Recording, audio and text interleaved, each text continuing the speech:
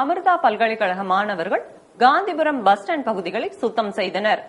மாநகராட்சி செய்ய வேண்டிய பணிகளை மாணவர்கள் செய்துள்ள நிலையில் சுத்தம் செய்யப்பட்ட பகுதிகளை அதே நிலையில் தக்க வைத்துக் கொள்ள மாநகராட்சி நிர்வாகம் முயற்சி எடுக்க வேண்டும் என்பதே இம்மாணவர்களின் எண்ணம்.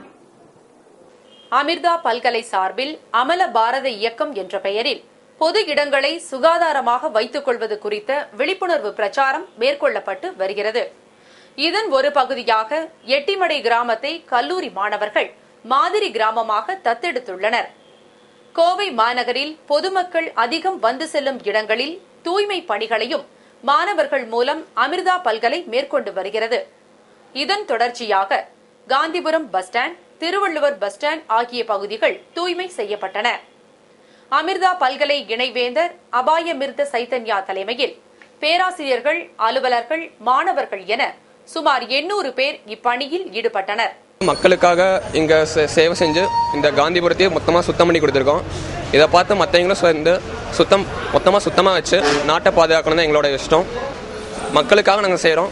மக்கள் இதை பார்த்து அவங்களும் சுத்தமாக வச்சுக்கணும் நாங்கள் கேட்டுக்கிறோம்.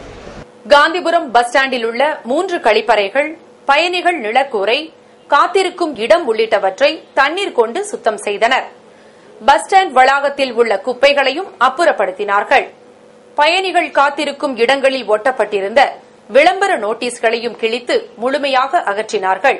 இதனால் பஸ் ஸ்டாண்ட் வளாகம் பளிச்சென காட்சியளித்தது. மாநகராட்சி நிர்வாகம் மாஸ் கிளீனிங் என்ற பெயரில் மேற்கொள்ளும் இந்த வேலையை மாணவர்கள் சிறப்பாக செய்தது அனைவரையும் பாராட்ட வைத்தது.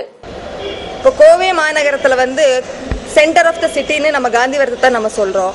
அங்கே பல ஆயிரம் மக்கள் டெய்லி போயிட்டு வந்துட்டு இருக்காங்க.